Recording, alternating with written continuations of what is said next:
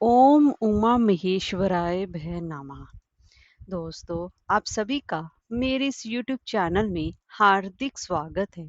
हरितालिका तीज भाद्रपद की शुक्ल तृतीय यानी कि 18 सितंबर 2023 दिन सोमवार को मनाई जाएगी। यह व्रत अच्छे पति की कामना से व पति की लंबी उम्र के लिए किया जाता है।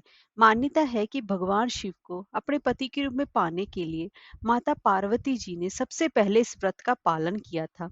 इस व्रत में पूरे दिन निर्जला व्रत किया जाता है और अगले दिन पूजन के पश्चात ही व्रत खोला जाता है।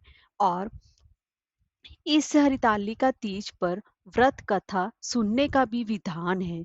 इस व्रत कथा को सबसे पहले शिवजी ने ही माँ पार्वती को सुनाई थी। शिव भगवान ने इस कथा में माँ पार्वती जी को उनके पिछले जन्म की याद दिलाई थी। दोस्तों, आज मैं आपको इस वीडियो में हरितालिका तीज व्रत कथा श्रवण करवा रही हूँ। तो चलिए वीडियो शुरू करते हैं। दोस्तों, अगर आपको हमारी ये वीडियो अच्छी लगी हो तो लाइक और शेयर करें और चैनल को सब्सक्राइब करना ना भूलें और कमेंट बॉक्स में जय मां पार्वती अवश्य लिखें। तो चलिए वीडियो शुरू करते हैं। हे गौरा, पिछले जन्म में तुमने मुझे पाने के लिए बहुत छोटी उम्र में कठोर तप और घोर तपस्या की थी। तुमने ना तो कुछ खाया और ना ही पिया, बस हवा और सूखे पत्ते ही चबाए। जला देने वाली गर्मी और या कंपा देने वाली ठंड में भी तुम नहीं हटी, मतलब अपने अड़िग पर डटी रही। बारिश में भी तुमने जल नहीं पिया। तुम्हें इस हालत में देखकर तुम्हारे पिता अत्यंत ही दुखी थे। उनको दुखी देखकर नारद मुनि आए और कहा कि मैं भगवान विष्णु जी के भेजने पर यहाँ आया हूँ। वह आपकी कन्या से विवाह करना चाहते हैं।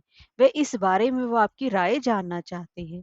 नारद जी की बात सुनकर तुम्हारे पिता बोले, अगर विष्णु भगवान ये चाहते हैं तो उन्हें कोई भी आपत्ति नहीं है। परंतु जब तुम्हें इस विवाह के बारे में पता चला, तुम तो बहुत ज्यादा दुखी हो गई। तुम्हारी एक सहेली ने तुम्हारे दुख का कारण पूछा तो तुमने कहा कि मैंने सच्चे मन से भगवान शिव का वरण किया है, किंतु मेरे पिताजी ने मेरा विवाह विष्णु जी के साथ तय कर दिया है। मैं वचित्त धर्म संकट में पड़ गई हूँ। अब मेरे पास प्राण त्यागने के अलावा और कोई भी उपाय नहीं बचा। तुम्हारी सखी बहुत ही समझदार थी। उसने कहा, प्राण छोड़ने का यह कारण ही क्या है। संकट के समय धैर्य से काम लेना चाहिए। भारतीय नारी के जीवन की सार्थकता इसी में है कि जिसे मन से पति रूप में एक बार वरण कर लिया, जीवन पर्यंत उसी के साथ ही निर्वाह करे। मैं तुम्हें घनघोर वन में ले चलती हूँ, जो साधना स्थल भी है, जहाँ तुम्हारे पिता तुमको खोज भी नहीं पाएंगे। मुझे पूर्ण विश्वास है कि ईश्वर अवश्य तुम्हारी सहायता करेंगे। और तुमने ऐसा ही किया। तुम्हारे पिता तुम्हें घर में ना पाकर अत्यंत ही बड़े चिंतित और दुखी हुए।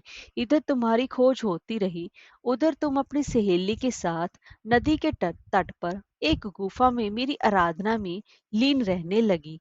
तुमने रेत के शिवलिंग का निर्माण किया। तुम्हारी इस कठोर तपस्या के प्रभाव से मेरा आसन हिल उठा और मैं शीघ्र ही तुम्हारे पास पहुंचा और तुमसे वर मांगने को कहा। अब अपनी तपस्या के फलीभूत मुझे अपने समक्ष पाकर तुमने कहा, मैं आपको सच्चे मन से पति के रूप में वर्ण कर चुकी हूँ। यदि आप सचमुच मेरी तपस्या से प्रसन्न होकर यहाँ पधारे हैं तो मुझे अपनी अर्धांगिनी के रूप में स्वीकार कीजिए। तब तथास्तु कहकर मैं कैलाश पर्वत पर वापस चला गया। उसी समय गिरिराज अपने बंधु बांधवों के साथ तुम्हें खोजते हुए वहां पर पहुंचे। तुमने सारा वृतांत कहा कि मैं घर तभी जाऊंगी अगर आप महादेव से मेरा विवाह करेंगे। तुम्हारे पिता मान गए और उन्होंने हमारा विवाह कराया। इस व्रत का महत्व ये है कि मैं इस व्रत को पूर्ण निष्ठा से करने वाली प्रत्येक स्त्री को मनवांछित फल देता हूँ। इस पूरे प्रकरण में तुम्हारी सखी ने ही तुम्हारा हरण किया था, इसलिए इस व्रत का नाम हरितालिका व्रत हो गया। इस व्रत से जुड़ी हुई मान्यता ये है कि इस व्रत को करने वाली स्त्रियां पार्वती जी के समान ही सुखपूर्वक पति रमन करके शिवलोक को जाती हैं। सौभाग्यवती स्त्रियां अपने सुहाग को अखंड बनाए रख रही, अविवाहित युवतियां मन मुताबिक वर पाने के लिए हरितालिका तीज का व्रत करती हैं। इस दिन व्रत करने वाली स्त्रियां सूर्योदय से पूर्व ही उठ जाती हैं और नहाकर पूरा श्रृंगार करती हैं। पूजन के लिए केले के पत्तों से मंडप बनाकर गौरी शंकर जी की प्रतिमा स्थापित की जाती है। इसके साथ ही पार्वती जी को सुहाग का सारा सामान चढ़ाया जाता है। रात में भजन कीर्तन करते हुए जागरण कर 3 बार आरती की जाती है और शिव पार्वती विवाह की कथा सुनी जाती है। इस व्रत के व्रती को शयन का निषेध है, इसलिए उसे रात्रि में भजन कीर्तन के साथ रात्रि जागरण करना पड़ता है।